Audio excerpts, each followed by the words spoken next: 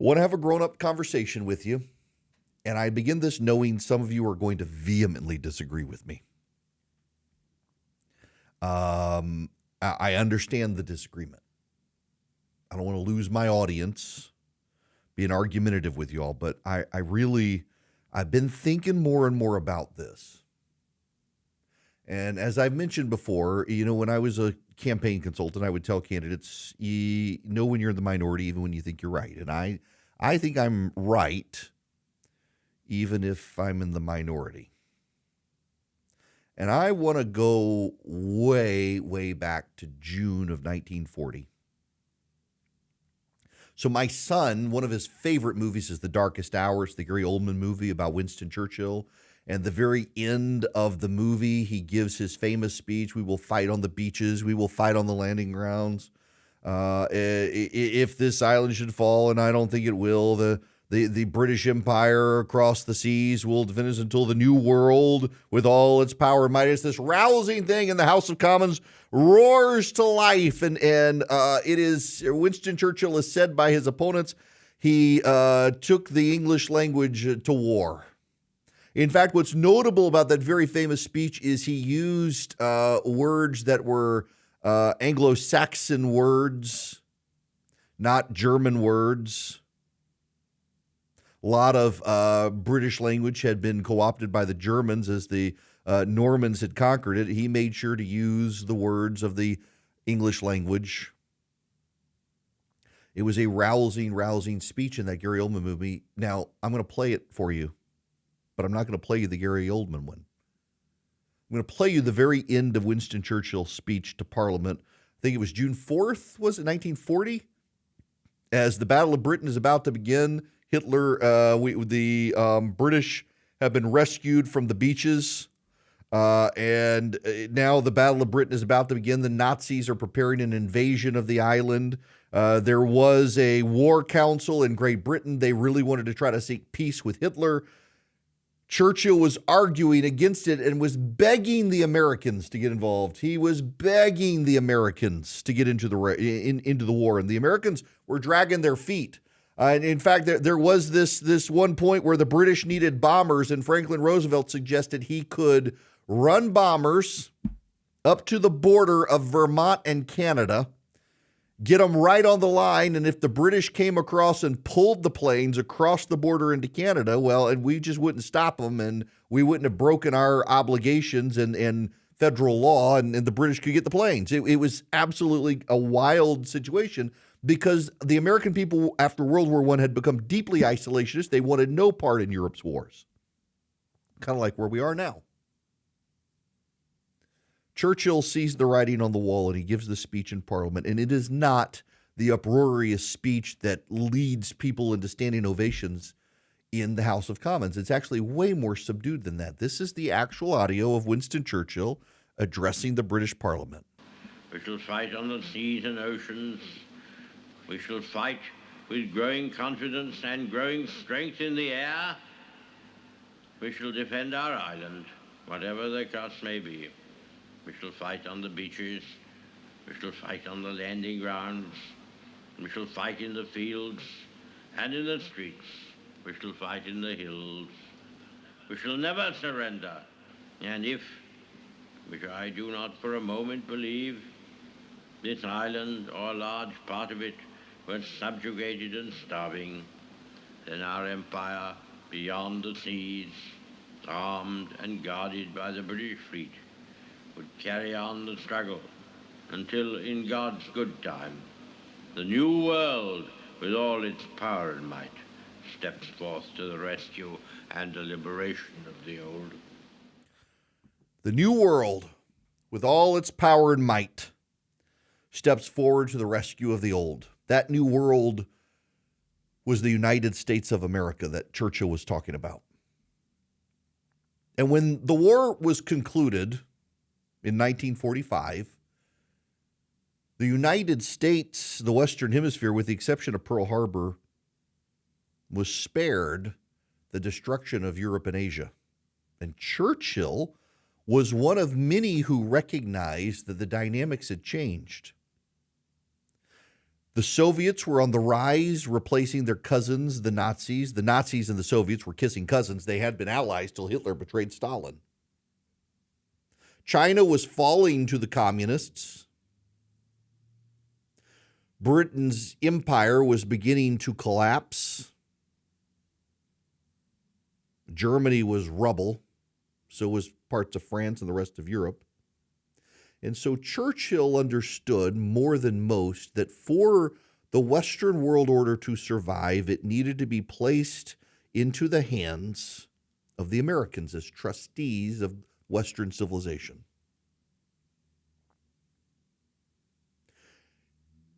George Marshall, Harry Truman, even Franklin Roosevelt before his death, they understood where this was headed.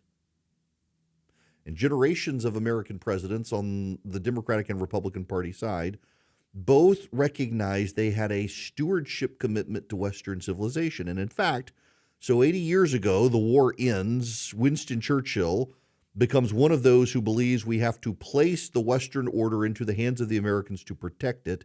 And about 75 years ago, you began to get agitation funded by the Soviets through American college campuses that this is a bad thing, that the United States should not be in charge, that the United States is bad.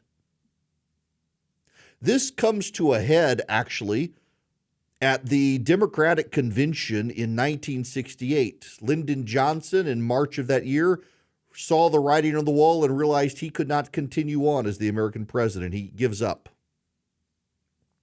There's a huge fight at the Democratic Convention. There are riots in the streets in Chicago between the liberals and progressives of the Democratic Party, those who believed the United States should still lead the world versus those who wanted to give it up. And the American-hating left lost.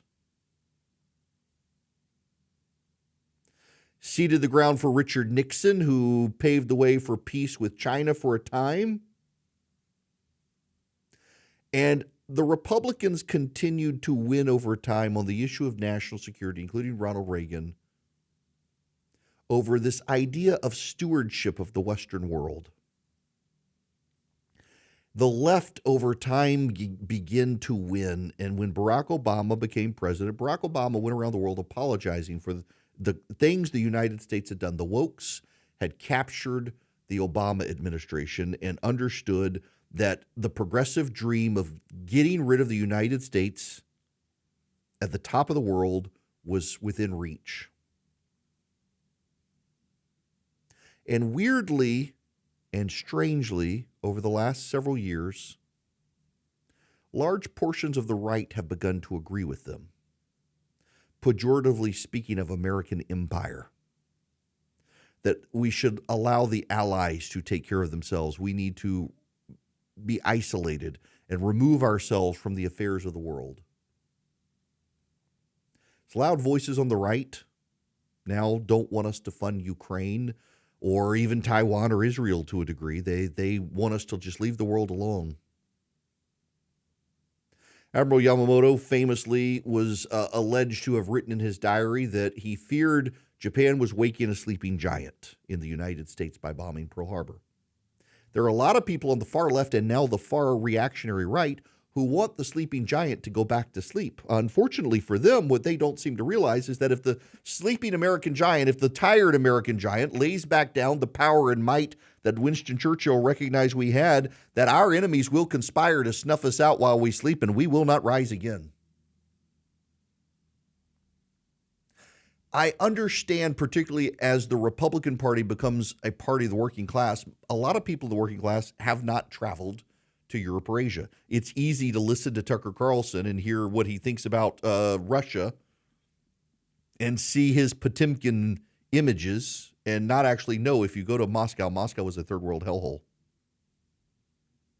You wouldn't know this from Tucker Carlson, but the median income in Moscow and in Russia as a whole is less than Mexico. Your average Mexican is richer than your average Russian, and all the Mexicans are fleeing to the United States. But it's easy to delude ourselves because we haven't traveled there, and we don't recognize, and those of us who believe the United States must preserve its world order have a hard time explaining the benefits of the United States leading the world. Essentially, the United States Senate wants to send $90 billion, not just to Ukraine, but to Ukraine, Taiwan, and Israel, so that Ukraine and Taiwan can kill commies so that our soldiers don't have to, and Israel can kill Hamas without us having to kill these terrorists. According to the Heritage Foundation, in 2022, the United States misspent $250 billion. I just find it very interesting that the people who say we need to not fund Ukraine because of corruption and misspending of money there, they don't seem concerned with the $250 billion being misspent here. And never mind that a lot of the money going to Ukraine, Taiwan, and Israel would actually come back to the United States in the forms of weapon purchases, providing jobs for Americans. But also, this is the thing I want you to take to heart. If we give up our leadership role as the stewards of Western civilization, and we lay down our power and might, someone's going to pick it up and use it, and it's going to be someone who doesn't like us. We talk a lot about Americans right now, and microeconomically at our household level, we're not doing great. But macroeconomically, we're doing better than everywhere else. If you want to see what it means to be the steward of the West, consider Germany is economically stagnating. Great Britain is economically stagnating. Canada is economically stagnating. They have higher inflation than us. They have higher unemployment than us. They have higher costs than us. They have higher interest rates than us. And the reason they do is because the world is built around the United States being the leader of the Western world. China is trying to get countries to use Chinese currency in trade and transactions. And it's very hard to do because the whole world trades in dollars. Not all of the world trades in China's currency, but the whole world trades in the American currency. The result is that our transaction costs globally are less. So it's easy for you to say we should stop being involved around the world and we should come home and we should give up and this America empire building is garbage. I'm not saying nation building. But a lot of you have this idea of the American empire. We should give it up. The cost is too great. You know what the cost would be if you gave it up? You'd have the interest rates that Europe has right now. You'd have the inflation that Europe has right now. You'd have the unemployment that Europe has right now. Why? Because the United States gets the favorable rates in trade. The United States gets the favorable rates in currency exchange. The United States gets the favorable rates in every transaction on the planet because we lead the world. There are lots of people who say, well, we can't afford it anymore. We can't afford not to. See, now I know I've got the harder issue and the harder side of the argument here because I got to prove something you haven't experienced. You haven't been to Europe to see what the mortgage rates are. You haven't been to Europe to see what the interest rates are. You haven't been to Europe to see how the unemployment rate is. You haven't been to Europe to see the economic stagnation. They have those things and we don't because we lead the world. You sit down and say, look, we can't afford this anymore. You're going to be paying higher mortgage rates. You're going to be paying higher cost of goods. You're going to be paying higher prices at the grocery store. You're going to be paying higher interest rates. You're going to be paying a lot. And you're going to see a lot more wars. Far better for us to let the Ukrainians and the Taiwanese kill commies than for American soldiers to do it. That's what it means to be the leader of the world. Our foreign budget is 1% of the overall federal budget. 1%, that's it. 1%. And that 1% buys us the goodwill to not have to have troops all over the world like the British Empire had to have. We have troops in portions of the world, but not nearly as expansive as the British Empire had to have. Our 1% of the federal budget that goes to foreign aid actually buys a lot of goodwill around the world, keeps the Chinese from getting it, and preserves American sovereignty and stewardship of the Western order. There are a lot of Americans who simply haven't traveled the world to be able to see what it's like to be an American compared to everyone else. And there are a lot of people who now have grabbed hold of that to convince you there's no reason for us to keep it up. There's no reason for us to support our allies. I'm telling you as someone who grew up abroad, who has traveled the world over. You decide we can't afford it, you're going to be able to not afford a lot of things. Because when you decide we can't afford to maintain the American world order, it becomes a Chinese world order. And you will pay through the nose in ways you cannot imagine. And if you don't believe me, go to Asia, go to Africa, and go to Europe.